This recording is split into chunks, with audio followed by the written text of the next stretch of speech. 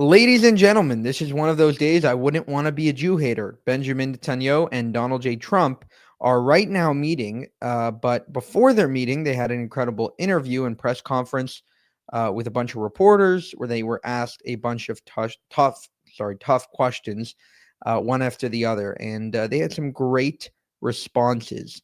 Check out this some heated exchanges here. Check it out. This deal done, a lot of people say that the men who managed to do that should get a Nobel Peace Prize.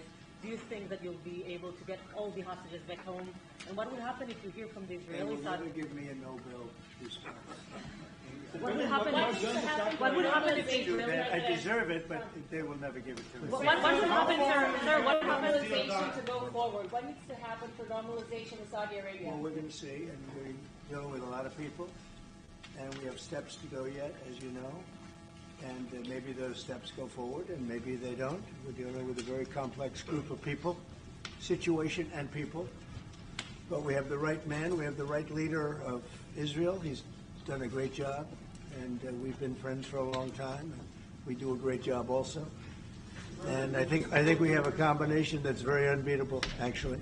Can I ask, what would happen, Mr. President? What would happen, Mr. President? What would happen if you hear?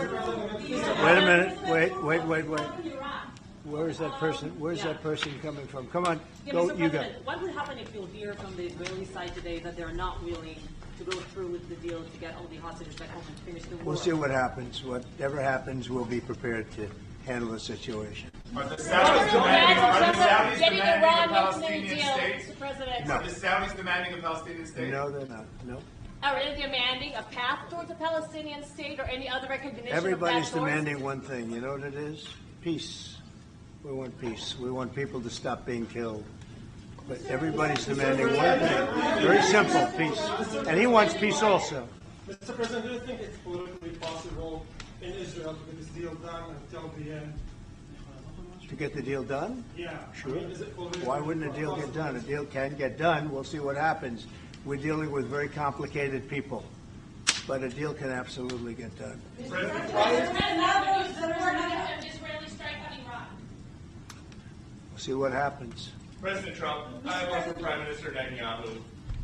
We have heard Joe Biden and Donald Trump take credit for the hostage and ceasefire deal. Who do you think deserves more credit? I think President Trump added great force and powerful leadership to this effort. I appreciate it. He sent a very good emissary. He's helped it along. And, I'll just tell you, I'm happy that they're here. And I'm sure the President is happy that they're here. And I would think that's about enough. Think about how awkward that was. That reporter knew exactly what he was doing. He was putting Netanyahu in the pressure seat right next to Donald Trump. It's not like he can say, well, it was Biden. Well, it was, half-half. He has to give Trump that deference, and he handled it perfectly to the point where it doesn't look like he totally heaped all praise on Trump, but also said, okay, Trump added a massive, aggressive push to the deal. Just brilliant.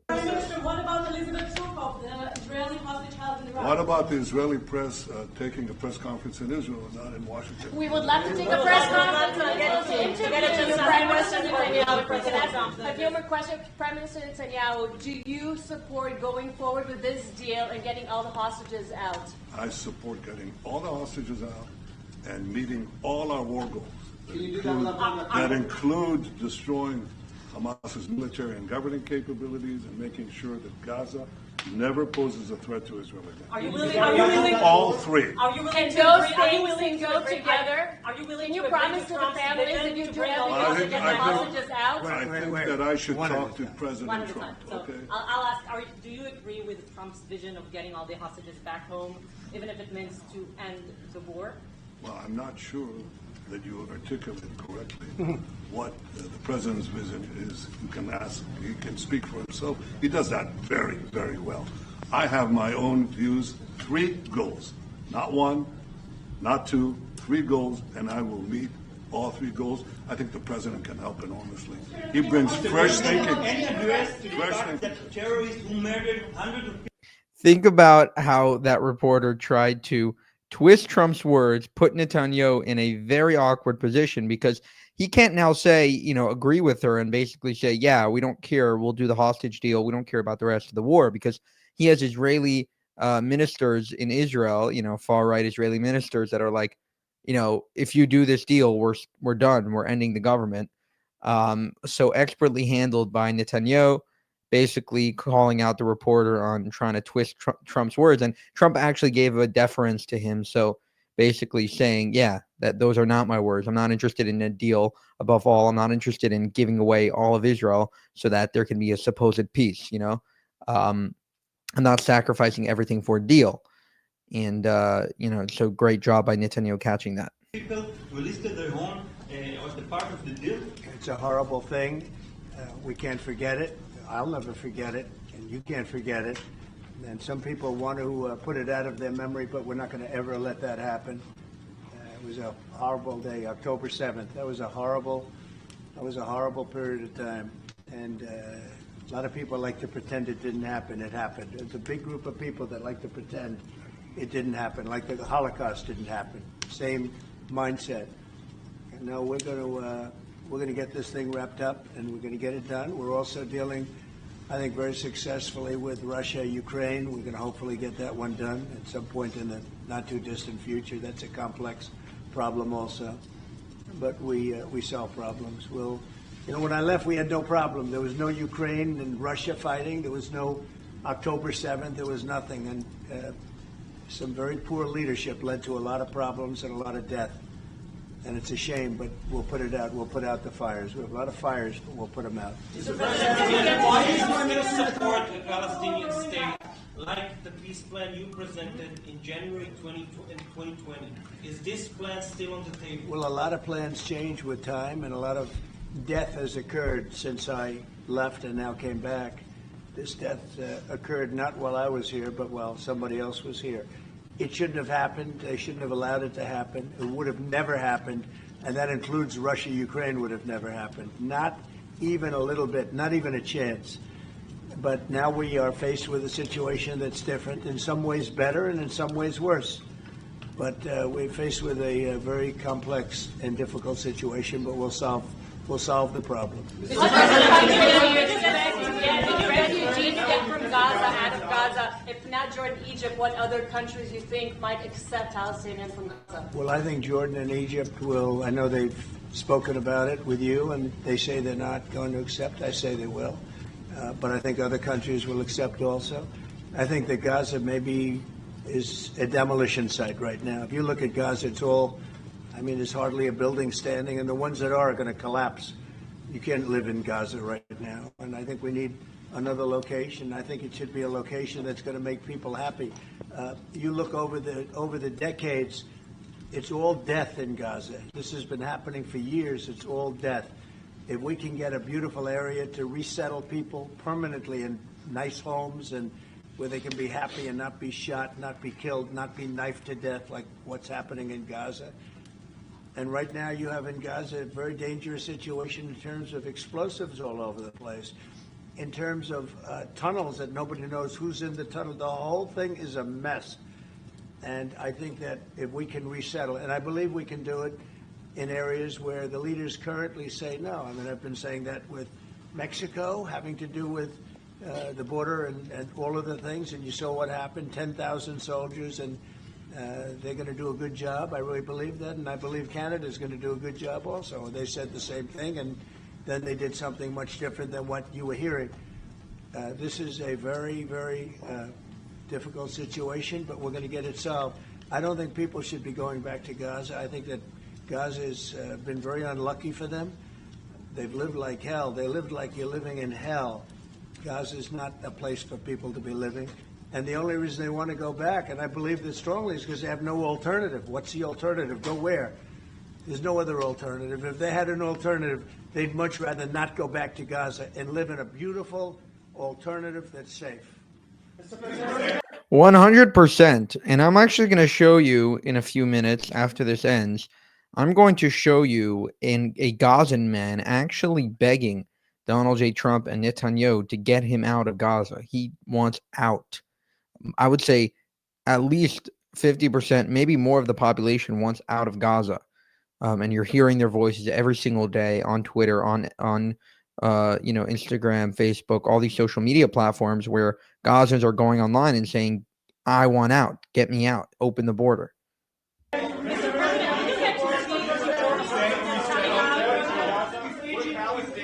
Peter? Would Palestinians have the right to return to Gaza if they left while the rebuilding was happening? It would be my hope that we could do something really nice, really good, where they wouldn't want to return. Why would they want to return? The place has been hell. It's been one of the meanest, toughest places on earth. And right now, I've seen every picture from every angle, better than if I were there. And nobody can live there. You can't live there. So if we can build them through massive amounts of money supplied by other people, very rich nations, and they're willing to supply it. If we can build something for them in one of the countries, and it could be Jordan, it could be Egypt, it could be other countries, and you could build 4 or 5 or 6 areas. It doesn't have to be one area, but you take certain areas and you build really good quality housing, like a beautiful town, like someplace where they can live and not die. Because God is a guarantee that they're going to end up dying. The same thing's going to happen again. It's happened over and over again, and it's going to happen again as sure as you're standing there, Peter.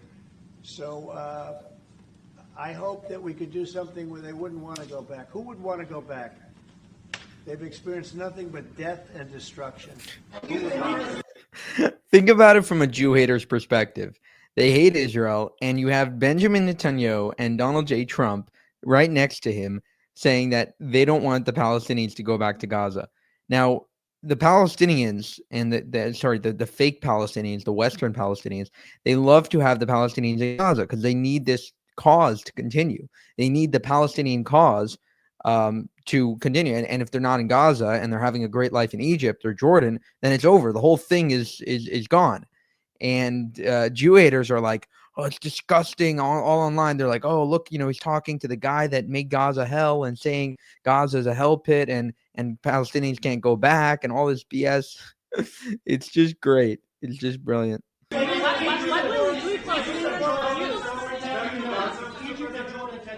What will you do then? Well, I don't think they're going to tell me no. I don't think they're going to tell me. I think they're going to tell Biden no, and I think they're going to tell other people no. So you think it will happen at the end? I think there's a good chance. Yeah, How I'd like many to see it people are you thinking about? All of them. I mean, we're talking All of about them. probably 1,000,007 people, 1,000,007, maybe 1,000,008. But I think all of them. I think they'll be resettled in areas where they can live a beautiful life and not be worried about dying every day.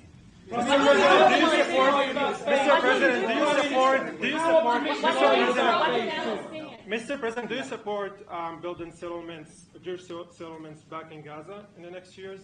Say it. Building settlements, Jewish settlements back in Gaza in the next year. Do you support this idea? I don't see it happening. It's too dangerous for people. Nobody can go there. It's too dangerous. Nobody wants to be there. Warriors don't want to be there. Soldiers don't want to be there. How can you have people go back? You're saying go back into Gaza now? The same thing's going to happen. It'll only be death. The best way to do it is you go out and you get beautiful, open areas with the sunlight coming through. And No, that's not what I meant. Something I nice. meant building Israeli They are not settlements going back to want in Gaza. They are not going to want to go back to Gaza. Prime Minister Netanyahu, what is your message to the families of the hostages that look at this deal, they're worried that this deal won't go through? What do you say to them at this moment? Same message I said from the beginning of the war. Get them out, get them back. We got over 70%, close to 75% of the people who everybody believed will not get out. We got them in successive deals, and most recently with the help of President Trump. We're not going to give up on any of them, and we're not going to give up on our other war aims. Hamas is not going to be in Gaza, and we're going to get everyone back. And you would not have. Prime Minister, how optimistic are you about reaching phase 2 of the ceasefire? How optimistic are you about that happening? Well, we're going to try. That's one of the reasons, one of the things we're going to talk about here. And if we, when Israel and the United States work together, and President Trump and I work together, the chances go up a lot. It's when we don't work together, Israel and the United States don't work together, that creates problems. When The other side sees daylight between us and occasionally in the last few years, to put it mildly. They saw daylight. Then it's more difficult. When we cooperate, Isn't it the right chances time are to good. meet once and for all? Say it. Now that Iran is so weak, isn't it the right time to hit their nuclear facilities once and for all? So you say Iran is so weak. I appreciate you saying that. They're not weak. They're very strong right now, and we're not going to allow them to have a nuclear weapon. It's very simple. You know, I signed a very strong proclamation. Iran was in big trouble when I left. They were broke. They didn't have money for Hamas. They didn't have any money for Hezbollah. You had no problem. October 7th could have never happened. When I left, October 7th could have never happened. And frankly, Russia and Ukraine, as I said, could never have happened. They became very strong very fast. They sold massive amounts of oil to China and everybody else who would not buy the oil when I was president, because we said, don't buy the oil. And they became very rich very quickly. But they're not weak. They're not weak. They're strong. Doesn't mean they won't be weak. But you know what? We just don't want them to have a nuclear weapon. They can't have a nuclear The weapon. Prime Minister, sorry, Mr. President, the Prime Minister wants you to strike Iran. That's what he wants. You don't know what he wants. What do you know about anything? Go ahead. But is that option is on the table? Yes, please. President Trump, is that option on the table? You're not just talking about Jordan. No, could be other places too. There are many people that have reached out, many countries, many leaders of countries that have reached out that would like to participate in that. Doesn't have to be Jordan and Egypt, but I think it would be also them. Mr. President, your relationship with Mr. Netanyahu knew ups and downs. How do you describe it right now? No, I think it's mostly ups. Mr. President. Palestinian Authority, should we rule Gaza? Because Gaza will be empty? What? The Palestinian Authority, can it rule Gaza? What do you think? Well, it's had a pretty hard time, wouldn't you say? I'd say it's had a pretty bad time of it. Mr. President, Qatar has, you've criticized them in the past as a funder of terrorism, so as the Prime Minister. Do you think they're part of the solution or part of a problem moving forward? I think they're trying to help. Qatar Yep. is absolutely trying to help. I know them very well, and they're doing everything they can. Very tough situation, but they're absolutely trying to help. Okay, so I have a big problem with that. Qatar helped orchestrate October 7th. They fund Hamas. They fund terrorism. They've been funding terrorism. They fund anti-Israelism across the globe. So just because they're helping get the hostages back does not mean that they don't or aren't continuing to help and support the terrorists. And they're basically pushing Israel into a bad deal. I don't believe that they're helping at all. Okay, thank you very much, everybody.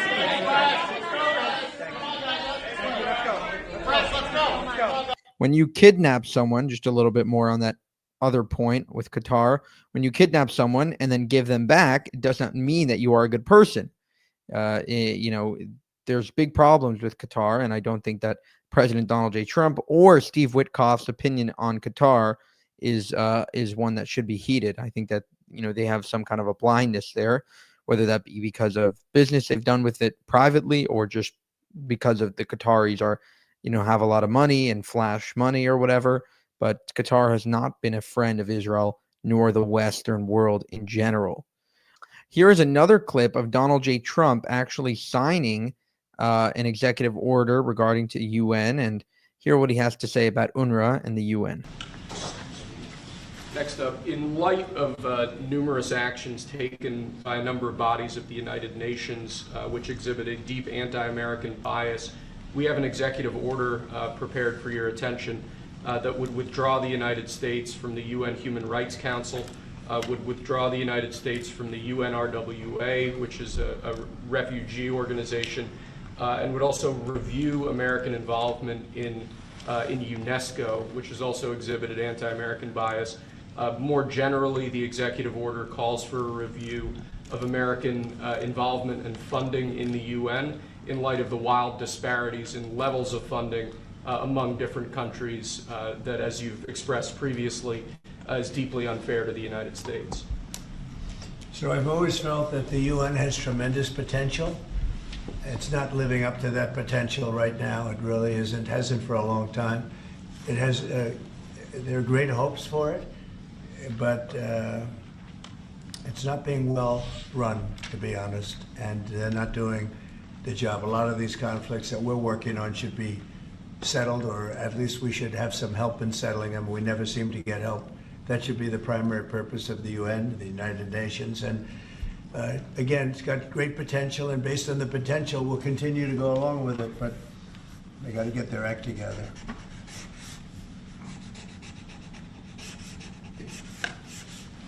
What would they need to do, sir, to get their act together? Well, they got to be fair to countries that deserve fairness. They have some countries, as you know, that are outliers, that are very bad, and they're being almost preferred as countries to those that do their job and are doing a good job, and they have to really, they're going to end up losing, a lot of countries are going to end up losing their credibility like other organizations, and then they're going to be nothing. The potential of the United Nations, and not everybody agrees with me on this, the potential of the United Nations is fantastic if properly run. So we'll see what happens. How much money are you willing to take away from them? Well, we're taking away a little bit, but we're not looking to take away money. This is so important that we're really, as you know, the United Nations is largely funded by us. But, and it shouldn't be, it should be funded by everybody, but we're disproportionate, as we always seem to be. But it's something that if it ever lived up to the potential, in 10 minutes it would make up the difference. All right, so from an American perspective, obviously you're getting some of your taxpayer dollars back.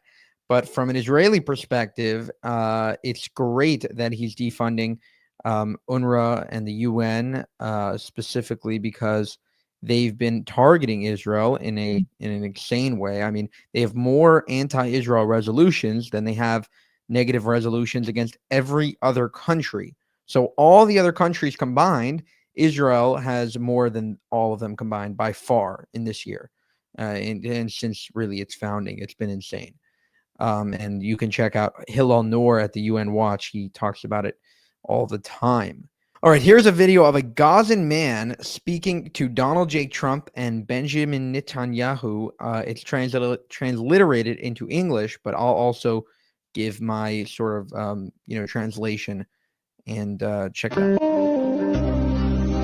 وبعدين معك يا ترامب انت ونتنياهو يعني الحين انتم بتعملوا جكر وجايين تفلموا علينا. What is going to be with you, Netanyahu and Trump? You are making a joke and you are filming us, meaning like you are like fooling us. You know, you're making a joke out of us. وتقولوا هجرة ومش هجرة وبدنا نعمل غزة وبعدين نجيبكم. First you say we're going to emigrate, then you say you're not going to emigrate, then you say we're going to build Gaza, you're going to come back.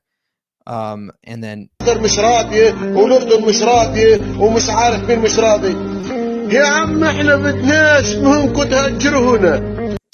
Egypt is not happy and Jordan says no. And what do we want? What do we want as Gazans? Listen to us. انت بس افتح المعبر وما لكش دعوة. ما تحكيش ولا كلمة. انت ما لكش، انا بدي اسافر، حدا شريكي، انت شريكي، انا بدي اضل في غزة، حدا شريكي، ما حدش شريكي. اذا انا ضليت ما حدش شريكي، واذا انا سافرت ما حدش. He says, just leave it all to us. We want to leave. Just open the border and we will all go out. I myself have no partners if I stay in Gaza, and I have no partners if I leave Gaza. Just let me out, open the border, and let me out. شريكي بس إلي إيش؟ إني أطلع بالقانون وأعدي بالقانون واحترم الجميع والجميع يحترمني. He says, I deserve freedom to leave and to stay, to respect everyone and to receive respect in kind so that everyone respects me. So basically to be a normal citizen. You know, I should have freedom of movement, basically. صح ولا لا؟ هيك المطلب الصحيح. فأنا بترجاكم أنتوا الجوز يا سيادة الرئيس نتنياهو، أنت وسيادة الرئيس إيش اسمه؟ ترامب. He forgot there that he was talking to Donald J. Trump, but he's saying, Netanyahu, I beg you. Trump, I beg you. افتح يا عمي، افتح المعبر وملكوش دعوة، ملكوش دعوة خالص. انت بس هتلاحق الدب جوازات. Open the border, we will leave, take no responsibility. هتجيب كل الخدمات اللي في الدنيا ورا بعض ورا بعض ورا بعض وهي تكني بس. He's saying, open the border. Believe me, you will not even have time to stamp the passports. We will leave so quick, you won't have time to stamp the passports because we'll just be filing out like a horde of people. افتح افتح المعبر افتح المعبر اولادنا ضاعوا. Open the borders. Open the borders. افتح المعبر ما تتحججش ما تقعدش تقول Stop making excuses. Stop making constant excuses that you're going to do this and you're going to do that. All right, so that was the Gazan man being very, I would say, not only like emotional, but also pretty comical in that address to Donald J. Trump and Netanyahu. Like, let me out, let my people go, in a reference to the Jewish people leaving Egypt. Let the Gazans out. They want to leave. Let them go to a better place. Israelis have no problem with Gazans living a great life. It just doesn't make sense for them to be in Gaza. Israel should annex Gaza, take it over, and it's the only way that Gaza can become a beautiful place is if Israel decides to take it over. And the last video I wanted to show you today is Donald J. Trump is signing an executive order about Iran, and then he's asked questions about Iran, and one of the reporters asked him what's going to happen to Iran. They're basically trying to threaten your life. What's going to happen if they do end up carrying through one of those threats? And check out what he responds. Retaliate against you and your team by killing you guys for taking out Soleimani. Well, they haven't done that, and that would be a terrible thing for them to do. Not because of me. If they did that, they would be obliterated. That would be the end. I've left instructions. If they do it, they get obliterated. There won't be anything left. And they shouldn't be able to do it. And Biden should have said that, but he never did. I don't know why. Lack of intelligence, perhaps. But he never said it. I've left instructions. He says, I've left instructions that if Iran takes me out, just obliterate Iran. Only Trump would say something like that. All right, thanks for watching. You're watching Jewish Uncensored. If you want to help us make more of these videos, I would share, subscribe, like, and comment. And if you want to support us, you can go to buymeacoffee.com/JewishUncensored. We'll leave that in the description below, and have a good one.